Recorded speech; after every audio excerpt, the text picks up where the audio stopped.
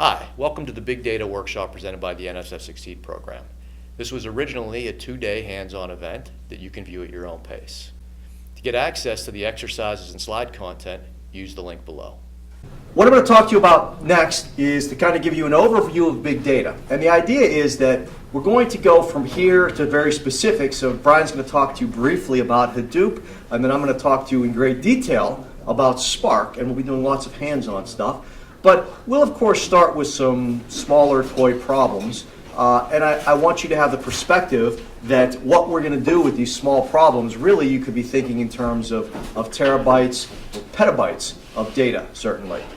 So this will give you the idea of the kind of data sets that we manipulate in the world of big data and why they do require these special techniques. So let's define big data first of all. Well, it's very difficult to define big data actually, and because it has become such a shifting and all-encompassing term now. Everybody wants to become associated with big data, and so it's become basically a term just to refer to any data set that's so large or complicated that traditional old-school data processing techniques are inadequate to deal with it. And we'll see exactly what I mean by that. So let's start off with small data, because once there was only small data, the world had the largest hard drives you could buy were megabytes, and so whether or not you had grander ambitions, your capabilities were limited to fairly small amounts of data. And this is equivalent to, grandma's recipe box, where if grandma's recipe box has all of your favorite recipes in it, and it's sorted by appetizer, entree, dessert, and you want to find a tasty appetizer, you can just flip to the appetizer section and go through it and find a good appetizer. On the other hand, if you got a bunch of leftover oranges and you want to find a recipe to burn up some oranges, it's a little bit less easy to do now, because we're going to go through the whole box. We're going to do a brute search force through the box. So even with a small amount of data, your indexing scheme turns out to be key to being able to do efficient searches and sorts. However, and this is a theme that will keep coming back to us as we go through this process, as we go through the next couple of days. What if the whole family sits around and helps grandma search through her recipe box? We can at least speed things up. So even though we're doing a brute force approach to going through the recipes, if each one of us takes 10 recipes, instead of grandma having to go through 100 herself, we can speed things up by, well, we hope about a factor of 10. So this parallel approach to dealing with our data is going to turn out to be the key approach to use for a lot of the things we're going to do over the next couple of days. Sometimes less sophisticated is better. We'll find this is a common theme too. It's very much the direction that a lot of modern approaches to accumulating data have gone, which is to not have sophisticated indexing schemes, but basically just throw everything on a pile. Sometimes this works for me and the way I've got things in my office. Things tend to pile up in my office. So if I want to get all the articles from 10 years ago, I pretty much know where to start going down the piles, and I can find things just by digging deeper and deeper down the piles. I could find some article from 2007. On the other hand, if I want to get all the papers on fault tolerance in my office, I'm stuck again. So indexing is going to be really important. The way you structure your data, the schema that you impose on your data in terms of performance and what kind of searches you can do. But once again, I could, if I was desperate, if a deadline was at hand, I could go and recruit my colleagues and say, help me dig around my office and find something. And we would expect that would be brute force, but effective. So we'll find that turns out to be the key. Even very sophisticated indexing schemes. If we look at your modern library, is really the result of centuries of people figuring out how to organize and index data as best as possible. Right? A good card cataloging system can be quite sophisticated and quite comprehensive. And so if we want to find a book on modern physics, our indexing system tells us what to do. We know to go to Dewey Decimal number 539, and we can find books on modern physics. If we want to find a book by author named Wheeler, we can go to the card catalog, and that'll tell us where that author's books are. But once again, it's not hard to come up with a search that defeats any indexing scheme. If we want to find a books where Wheeler isn't necessarily the first author, now we're in trouble. And again, we could recruit all the librarians to help us start digging around, maybe in that modern physics section, and just go up and down the shelves and find it, and we might have a hope. So that's the traditional history of data, is let's try to organize things as best we possibly can. At worst, it won't be that overwhelming to manually go through things and search them. However, data started to grow. If we look back in the early eras of digital computing, this is a picture of what 5 megabytes of data used to look like right here on this forklift. It was pricey, expensive, still not that much data. Even the slow computers at that time could still chug through all your 5 megabytes if they needed to. So you thought about what you wanted to save with your data. You didn't just say, let's save it all. But that's changed very much recently. Data has gotten big in the sense that these days I can buy terabytes of data off of Amazon for a pittance. And so when storage got cheap, the idea became, why throw anything out? Why not keep it all? And the commodity and enterprise world has very much encouraged that too, right? Keeping all of the data around on everybody and everything they do might turn out to be worth mining later on for various reasons. So let's just keep everything. And again, in the enterprise world, your data is bucks, so it's a valuable commodity. It's certainly not something you throw out. And we also got better at generating it too. Not only things like Facebook or the Internet of Things kind of devices now, where everybody's walking around with a Fitbit watch that's spitting out data all the time in a real stream. But science has also gotten much better at just generating tremendous amounts of data. I'll look at a couple of data sets that are particularly unique and large, but astronomical instruments and genome sequences are sitting around all the time now in real time generating petabytes of data every day, or at least, petabytes of data is probably fair to say. We don't keep it all, but that's how much they're generating. You've got things like the digital humanities coming along and saying, even in worlds that are fairly divorced from the scientific instrumentation world, they're going out and saying, let's digitize all the collections that are sitting around the world and allow researchers to access and compare tomes that are sitting in dusty archives. They're digitizing all of it, bringing it all online. You've got things like climate modeling and weather forecasting, where you've got satellites orbiting, constantly generating tremendous amounts of real-time data. So we've got lots and lots of data now. We decided we want to keep it all. These days, it's silly to even put a threshold. We'll look at some sizes, but you don't even want to put a threshold on how big does data get before we start to call it big. Not too long ago, people used to refer to data sets by how many libraries of Congress is that equal to? Somebody would say, well, we could, with this kind of data pipe, you could send the whole Library of Congress in 2 days or whatever. So Library of Congress used to be equal to about 10 terabytes. This was a silly estimate from a paper that just kind of spun out of control with its popularity. So at one point in time, we thought 10 terabytes was a lot of data. But again, you can see that you can buy that kind of data storage off of Amazon and have it sitting in your doorstep tomorrow for nothing. Better sense of big-ish would be to look at some of the useful data sets that are out there that are fairly large and unwieldy. Some of them just based on size alone. That's the crudest way and most common way for people to think of big for big data. How many bytes is your data? If you look at the 1,000 Genomes Project, for example, which is hosted on Amazon, it's 260 terabytes. So that's a pretty big data set. It's big enough, at least, that you don't want to casually download it to your desktop machine to do any kind of analysis. Common Crawl, for example, which is an index of the whole web for people that want to do a lot of semantic crawls across the web and analyze things in that manner, and which applies to a lot of different things. That's now hosted on Bridges, for example, because people don't want to have to go and grab it and download it all the time. That's somewhere between 300 and 800 terabytes, depending on which indexing scheme, which subset you want to use. So those are examples of some pretty large, popular data sets that lots of people like to access. On the other hand, we have instruments being built right now where throughput is what's more important than just how many bytes you have sitting in some static file. So throughput for scientific instruments can be everything. The square kilometer array, which is being built now and coming up in phases over the next, 5 years or so, will eventually spit out an exabyte of raw data a day. And that's going to be compressed, what we're going to actually save after we filter and process that data with the techniques, perhaps that you're learning about here.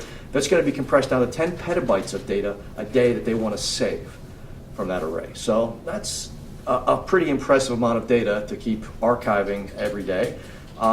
Internet of Things devices, as I mentioned to you now, not only consumer devices that we're all running around with, which are collecting information on our fitness and heart rate and sleep patterns or whatever, or your location, but also scientific instruments, for example, motes that you might scatter across the ocean to measure surface conditions on the ocean for climatology reasons.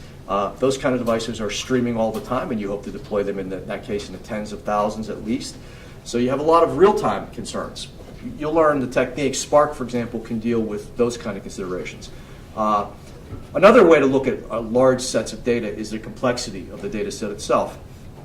A good example of that is the GDELT data set that's hosted by Google. We also have a copy moving on Diverges right now, which is a global database of events, language, and tone. It's essentially a database of newsworthy events. So it attempts to capture everything that's newsworthy. Well, newsworthy is a pretty broad and nebulous term, and so that database turns out to have 59 different fields, or columns, if you will, to characterize an event, which, you know, when you start saying about, okay, what's its location and what's its time, but you might have lots of other things, that country and whatnot, turns out that at the moment it's 59 fields, and growing all the time. And 250 million rows. This is actually pretty obsolete. This has been a year or so since I updated. It's probably much larger now. So this is a large, complicated set of data that not just in terms of how many bytes is it, but the queries that you might pose against a table that's got this many fields and differing numbers of fields. The number of fields, again, has probably changed, has certainly changed since I last updated this slide, makes it difficult to say, okay, we're just going to plop this down and let users access it, because the users might not even know what fields are available to access. Also, this brings up another characteristic of large data sets today, which is they're a little bit less deterministic, or maybe a lot less deterministic than databases in the past, in the sense that if you asked somebody who was a database administrator back in the 80s, said if you issue a query against your database and issue the same query a few seconds later, you expect to get the same results. And they'd say, of course, what else would you expect unless somebody's updated the database in the interim? Whereas today we say, okay, if you do a Google search on some subject and you do the Google search a few minutes later, you're not the least bit surprised if a few things in that page have shuffled around some. You don't get all concerned about, has the world shifted under my feet in the past 5 minutes? Instead, you just kind of take it as a given that that search engine is not quite as deterministic as you might think in a computer science, freshman computer science class. And that's a characteristic, again, of a lot of big data sets now, where you expect different results in a not quite so, not as, again, deterministic of a manner as you might with the traditional old school database approach. Also, in this case of this Google database, the performance might vary tremendously based on the time of the day, the number of people accessing it, whether they're updating things in the background. So you have a lot of different, less certainties than you might expect from the old school SQL approach. So let's start with SQL, because one of the things that you might appreciate as we go through this stuff is that a lot of this old school stuff has turned out to be kind of useful and has circled around and come back and become the latest iterations of some of our latest technologies. We'll see exactly what that means as we go through it, but first, let me give you a brief idea of what I mean by old school or SQL oriented type databases, which are things like MySQL or Oracle, or the many, many variants of this that you will find scattered throughout computer science and the world of just data. SQL basically starts out with the idea that everything's organized in tables, fairly static tables that you kind of anticipate in advance before you start building a database, and that you hope you adapt and maybe grow, but you hope doesn't happen dynamically all the time. You hope you kind of get it right to begin with as you set your database up. So the schemas are not technically set in stone, but you don't want them to be super flexible. It's not a requirement, at least.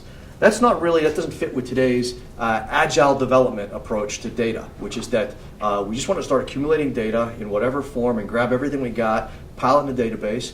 We don't know what we're collecting now, and it's probably going to be different next week. We're probably going to be collecting more the week after that. So, today, if you're starting your website for personal fitness, for example, at the moment you're collecting everybody's location data, but next week you want to collect everybody's, what I have on this slide here, everybody's heartbeat data. You want to collect heartbeat logs. So you expect that your database can just be very, very flexible and very agile. That's not the kind of old school SQL approach. So the SQL approach, which had pretty much been the crux of databases and data management since the 70s, and still remains very much the heart and core of a lot of databases, is basically you've got these static tables, you select data from them by saying, hey, give me this set of data from this set of tables. And you can do lots of interactions between those tables and joins and whatnot, but at the end of the day, you pretty much expect that you understand, even before you start building the database, the structures and the data layouts that you're going to have. One of the drawbacks to this is that the main drawback to this in terms of performance is that these databases were built around consistency requirements, typically summed up as ACID. So if you're a database person, you know about ACID, which stands for atomicity, consistency, isolation, and durability. These terms referring to the fact that SQL databases have evolved to be incredibly robust and reliable and deterministic. So SQL databases used by your bank, for example, are set up so that under worst case scenarios, if multiple people are all accessing the same field in a record because somebody's at an ATM withdrawing money, somebody else is depositing money, and the bank's computer is back there calculating interest rates, and they're all accessing your records, the things will still happen correctly in the right order and will all work out properly. Also, if something goes wrong, if there's a power failure or some fault, that you can roll things back, you journal things properly. All of these consistency requirements are built in formally into a serious SQL system, and that's good because you hope that, for example, your bank, you certainly hope that your bank takes this stuff very seriously. If your bank, again, if Google's search results come back different from one minute to the next, you're not going to panic. If your bank balance is shifting from one minute to the next, it's a lot more cause for concern. So SQL databases have these tremendously well-refined, developed, and mature robustness requirements that also happen to be very, very expensive in terms of performance. I won't go deeply into it, but the main reason is simply, is primarily caching techniques, which are very helpful in terms of efficiency gains, are contradictory or orthogonal to all of these consistency things we just talked about. In other words, the world of modern computing is built upon speeding things up by caching lots of things. This is true, by the way, of just boring numerical codes on a modern computer. If you look on your laptop, for example, if you're running some simple little MATLAB simulation, the way your computer deals with the fact that the RAM is much slower than the processor is there's lots of caches in between. Or the fact that the hard drive is much slower than the RAM is it caches things as much as possible. There's lots of copies of things, temporary copies scattered around. And sometimes you're worried about keeping them all coherent, keeping them all consistent with each other, and that's expensive. Other times you're not as concerned about that because some of them are throwaway. They're maybe read-only copies and whatnot. But these caching techniques are what's responsible for almost all modern computing devices running as quickly as they do. If you got rid of caching, all the caching techniques that are used in your laptop, it would bog down. It would run at a fraction of its current speed at doing pretty much any type of operation. So caching is key, but caching is, as I mentioned, also contradictory to having one master copy somewhere that is absolutely irrefutably the correct result. So SQL databases have that one master copy, and it means when you access it from an ATM somewhere on the other side of the planet, it has to make sure that that one copy, that access gets processed all the way back to that master copy, and it gets propagated to the rest of the world and other ATMs everywhere else, and that there are no interim copies kept anywhere that are incorrect and aren't updated. And that is much, much more expensive than being freewheeling and not caring about your data in case of, say you're a Facebook, and Facebook says, okay, one of our users just added a kitten picture to their page. Well, if somewhere on the other side of the planet there's a cached copy of that page and the kitten picture doesn't show up there for a few minutes or a few hours, it's not the end of the world. You don't need to instantly make sure that kitten picture is everywhere with the right timestamp. And so it's much easier to have cached copies all over the place and not have to constantly update things. This ACID consistency requirement here is extremely expensive in terms of performance. So if we can ditch it, if we can be a little bit more cavalier about that, we can gain a ton of performance. And if we can ditch all of these structured tables here, we can gain a lot of agility and flexibility in terms of data. So let's do that. Let's go to the opposite extreme, and let's go with what has become kind of the marquee type of database for the NoSQL movement, which is a key value store. So the other end of the spectrum for a database is a key value store. It basically says we just have piles of data, bunches of bytes sitting around, and the only way we have them organized is we have a key that allows us to grab any one of those piles of bytes. So one of those piles of bytes might be a picture, another one of those piles of bytes might be a text file, another one of them might be some XML file. It's got a lot of structure to it. But at any rate, they're just chunks of data, and we get to them with a key. And the key, you may think of, if you're a traditional database person, is of course an index, a number that goes from 1, 2, 3, 4, 5. But the key does not at all have to be a simple number. The key is pretty much any string that you can put together to grab those values. So the keys in a lot of SQL databases might, for example, for an online shopping system where you have a key value store to keep track of the user's cart while they're shopping around your website. The key could actually be a string that looks like this. It might be this cart, Joe, so somebody's username, and then a timestamp for their card at that particular point. So the key can be fairly complex and have a lot of data in it itself, if you will, but you throw the key at the key value store and it throws you back a bunch of bytes, and you better know how to interpret those bytes because it's not, the database doesn't help to tell you anything about it. So key value store is about as primitive as you get. So what's the benefits of it? Well, for one, it's certainly agile. We can certainly add more if we decide to start tracking heartbeats or heart rates. We can certainly start throwing them into our database. Our database doesn't care. It's not picky about what kind of data we're putting in there. So it's very, very agile. That's one of the benefits as a NoSQL approach. It's easy to scale up in that, for example, let's say we run out of space with our key value store. We hit the end of our hard drive and we no longer have space. To expand that, we just buy another hard drive, throw it down next to the first one, and say, okay, start spreading yourself out over the second hard drive. So it's very easy to spread these things, distribute them around. It also means that you can back them up easily, copy things around, and shard them and break them up easily because there's not a lot of structure that you have to deal with. With an SQL database, you might have more concerns about where you're splitting up tables and how you're distributing them. So it's very agile, it's very simple and primitive, but that's how you buy the agile. They don't have lots of opportunities for caching and everything, for keeping different copies of things around. So the performance can be as quick as basically your hashing scheme. Your hashing scheme saying basically if you give me a key, I know where to go look for the data. So you can come up with a formula, basically a mapping that translates between your key to where to roughly start to look for the data amongst a bunch of disk drives or a room full of disk drives or even sector on a disk or whatever. So as long as you have some kind of scheme to get from your key to some roughly where your data is located, it can be pretty efficient. And that's something that computer scientists have become quite good at. So this is the opposite end of the spectrum from SQL, basically, as a key value store. And they've become quite popular. You may or may not recognize, I've given some examples up here of key value stores that are floating around, and you may or may not have seen these mentioned when people talk about some project or other that they've thrown together. However, how does this solve our performance problems, though, having this primitive, unorganized bunch of data? Well, the idea is that we've got this very, very just crude access scheme, just a key and point me into the rough general place for some data. But what if I want to do a search, for example, of all of my users that live in Ohio? Well, now I've got this just pile of data sitting there. There's no table of addresses or anything like I might have had in my SQL database. So do I have to just chug through all of my keys and look for all the users that might be in Ohio? And the answer is yes, because today instead of having recruit my piles, my buddies here to search through the library for me, instead this is what that looks like today. Instead, I've got a room full of computers with the data distributed around, possibly even on solid state storage, and so they can help me brute force search through my otherwise disorganized data.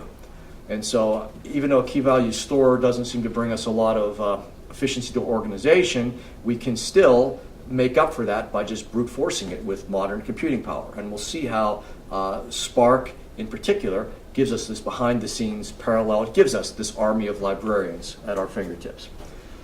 So this idea that going from SQL to less structured data is a benefit has become known kind of as the NoSQL movement. Well, in particular, when it became really popular at the turn of the century or so, NoSQL was the future, right? This less structured approach because it brought us this kind of more agile approach to doing everything. However, it turns out that maybe adding a little organization, a little structure on top of this NoSQL approach does turn out to be helpful. It does buy us performance and some sanity and some maintainability. And so NoSQL has come to embrace a number of organizational schemes, which as long as they're not kind of SQL and don't have acid, consistencies, still live in NoSQL world. So document storage may be the first step up we can take from just saying we got a key and just give me a pile of bytes. You still have a key, but now we're saying that the pile of bytes that comes back has to have some kind of structure to it.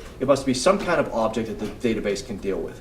So it's not the object store for any of you that have been poking around big data for a while and everything. It's not an object store exactly. Instead, what it is it's basically saying that I give you a key and you give me back one of, and it might be multiple types of, there might be lots of options here, but at least there's a number, a list of defined options. You give me back something that at least I know what its form is. Very often that'll be XML or JSON organized data, or perhaps binary JSON. So you're basically saying, you can give me back a lot of different things, but they at least have to have some subset of formats that allow me to look inside of them and understand what's up, because now I can do searches like this. Now I can not only say, get me something with a key, I can say, get me all of the records where the plant, so if I have a horticultural database, for example here, get me all the records where the plant type is daisy.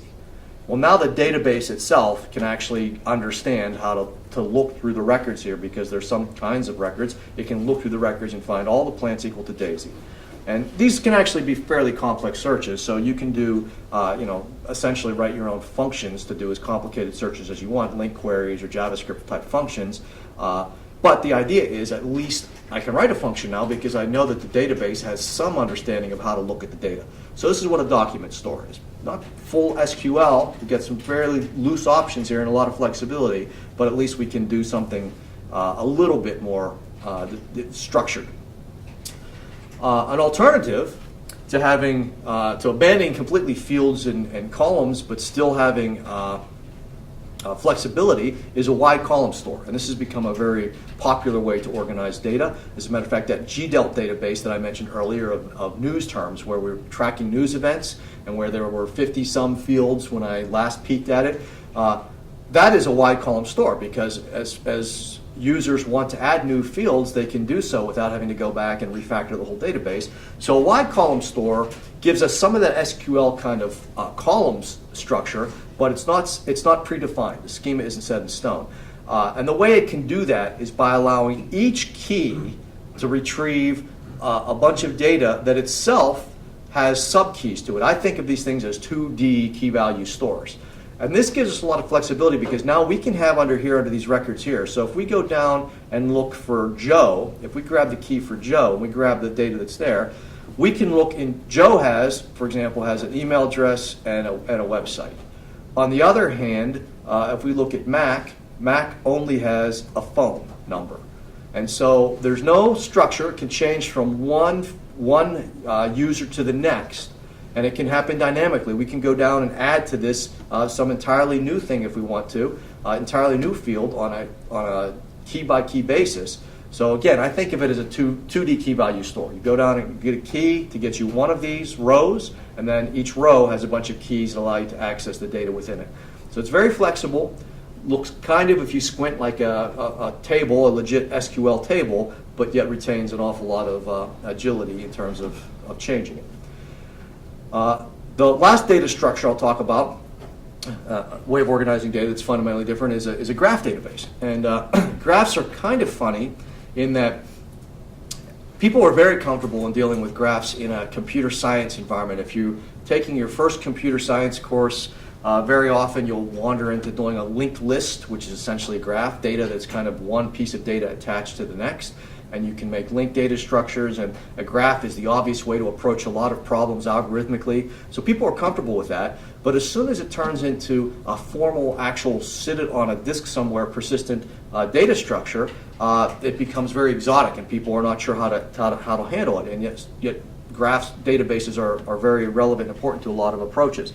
For example, any social media site is tracking you and your friends and acquaintances as a graph. Your friends are related to you by links, and your friends' friends that aren't necessarily your friends are one link away. So if somebody's trying to figure out how to market a product to you and your circle of friends and their acquaintances, they're trying to find these relationships there.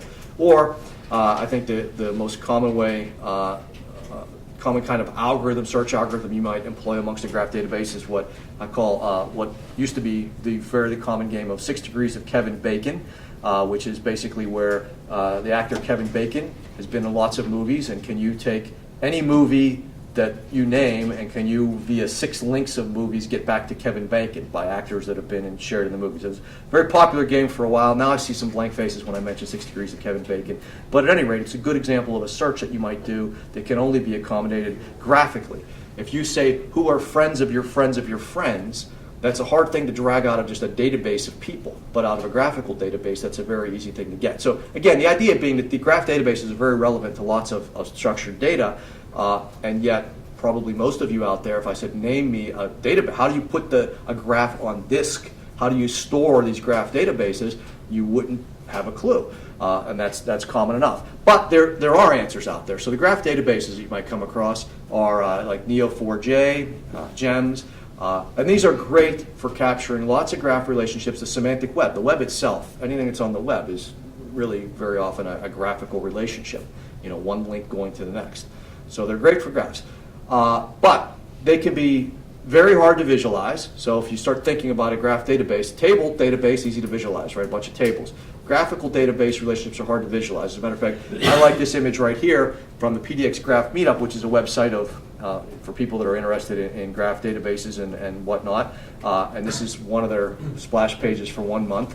And if you're in the graph database game, maybe this is really impressive graph picture of trying to visualize a graph. If you're not in the graph database game, this might be a very, very scary image to you because it gives you some idea of how hard it can be to visualize graphical relationships in graph databases. So it's one of the intimidating factors of graph databases. Serialization, in other words, serialization meaning how can I write this thing out as a bunch of bytes, most typically maybe to write it to disk. If I've got a graph database sitting in memory, again, a beginning computer science student probably has no problem writing a program that's a linked list of data and representing a graph, and then you say to them, okay, now you got to store this in some way that can be retrieved later and reconstructed. Gets to be a little bit more difficult. So the graph databases take care of that for you. And the queries that you might issue to a graph database are substantially different than the queries that you issue against, say, a table-oriented database, because you have the ability to ask about these connection type relationships. Fortunately for you, people have pioneered a couple of standards. Well, one standard, and another way it's become a de facto standard of dealing with graph databases. So the World Wide Web Consortium has a Sparkle, so as the name suggests, kind of it's related. It looks kind of like SQL type of way of issuing queries against a graph database, but it's built upon the assumption that all of your data is laid out in a graph, which can be represented as triples, one subject, verb, object, how everything relates to everything else. So everything is connected to everything else in the database, and that sounds like a nice paradigm to go with, only it turns out to be a little bit limiting in that sometimes you're interested not just in the connection between two things, you're interested in maybe the strength of that connection, for example. There might be a weight in that connection. If we have an actual physical network, for example, the network connections between different points might have different speeds. So a network isn't just two things are connected, it might also have this weight. How strongly are they connected? That's something Sparkle doesn't really capture really well. Also, it has difficulty dealing with subsets of graphs or named graphs. So the Sparkle standard is very useful, and it's good that it exists and it's implemented well with a number of different types of software products and stacks and frameworks and whatnot. But Cypher, which was originally proprietary, no longer proprietary, which is good news, basically extended things out a little bit and allowed you to deal with things that aren't just triples, it allows you to deal with named graphs or basically subsets of graphs, and also that give the edges values, so these weights to the edges. So that capability was so useful that for a while there people were willing to live with something that was just proprietary. Again, now it's no longer proprietary, so that's nicer. So graph databases also have a bunch of solutions in place. You don't have to reinvent the wheel, but it's surprising, again, how often people find themselves implementing a graph structure as a software paradigm or software algorithmic approach, and then they're not aware of the fact that the world of databases, how to store that data and then how to retrieve it and search on it later, is a solved problem. So those are the kind of data structures that you're going to commonly come across, frameworks basically for organizing your data in the world of big data. They go all the way from the most primitive key value store to things that seem a little bit more exotic, like these graphical databases, and somewhere in there are the old school boring tables of data. We'll see them all coming back to us, in particularly old tables of data. They'll come back to us as things that we want to implement and ways that we want to organize our data as we jump into the next step here, which is Hadoop and Spark. And you might say, why haven't you mentioned them? Yeah, what kind of databases are they? Well, I haven't mentioned them because they're not databases. Hadoop and Spark are not paradigms or structures for organizing data. Instead, they are frameworks that allow us to accommodate any one of these things right here. They basically are, and I don't need to hand wave too much here about this because we're going to dive into them and understand the specifics of it in detail, but they're basically the software frameworks to allow us to build any other kind of database we want on top of them and still get an awful lot of performance, mostly because behind the scenes they've got this army, this parallel army of librarians, if you want to think of it that way, or think of it as your thousands of compute nodes scattered around your data center, which is what they are in reality, but they give us this parallel capability to whatever approach we take to brute force gain orders of magnitude of performance improvements as we do any of our searches, our sorts, our data management. So we have lots of ways of organizing data that we just looked at, but then behind the scenes you've actually got to implement something, and these days that way you're going to implement something is going to be in parallel, on parallel computing equipment in your data center, and that's what Hadoop and Spark bring to the table. So they're both parallel frameworks for the database people to build on top of, or for you to build on top of. We're going to be able to do some things ourselves right on top of these frameworks. Now Hadoop, you might think if you look at our agenda, we're giving it kind of a short shift here, and that is true. Brian will speak to you about Hadoop briefly, even though he has extensive knowledge, a lot of experience in it. He's been working in Hadoop for a long time. Not because Hadoop isn't important or relevant anymore, because it is. It is the framework and has brought an ecosystem through its fairly long existence, at least in terms of big data. It brings an ecosystem, lots of tools, and lots of lower level hardware frameworks and support structure to allow us to build more sophisticated things like Spark on top of it. So Hadoop is somewhat long in the tooth right now. So it was born out of necessity. Hadoop was born out of the need around the turn of the century for people to say, we've got this parallel computing equipment, we've got these big data sets coming along, we've got to have some kind of paradigm to allow us to harness the parallel stuff to deal with the big data. And Hadoop came along, but as a first pass, it was kind of primitive in its design. But the ecosystem that was built on top of Hadoop, the pieces and the tools and the approaches, lives on in the most modern pieces and the most modern things that we're going to use, like Spark. So we're going to treat Hadoop here briefly and mostly with historical interest, although you'll get some idea of how you can actually operate within the Hadoop framework explicitly. But it is pretty much the first pass at doing this kind of stuff. Now Spark has come along, repurposed a lot of those same building blocks, and so we're not going to be too arrogant and pretend that we're in the science fiction world of the future. We've pretty much gone from Stonehenge to pyramids in my mind. So we're still in the early days of this big data stuff, but it is better than Hadoop. It's less primitive. And as a matter of fact, we'll find, just to give us a little dose of humility for those of us that think we really have it all figured out with Spark, that the latest, greatest implementations in Spark, and we'll see this, bring back a lot of SQL ideas back into the fold to manipulate our data. So I hope that's given you an overview. Now we're about to dive down into the guts of this stuff. And so I hope you have some idea here that the big data sets that are out there are organized in lots of different ways, and you should be prepared to deal with that and or to select the right one if you're building a project from scratch. You've got your own pile of data. And what you're about to hear now are the frameworks, and what you're about to use are the frameworks that allow us to deal with it. And again, the Hadoop one is going to be pretty quick. But feel free to ask all the questions you want because Brian has deep expertise in this area. But we're lucky in that we don't have to deal with this kind of first pass, a lower level API to make this stuff happen. Instead, we're going to have this much more powerful, higher level structure that's built on top of the foundations of Hadoop.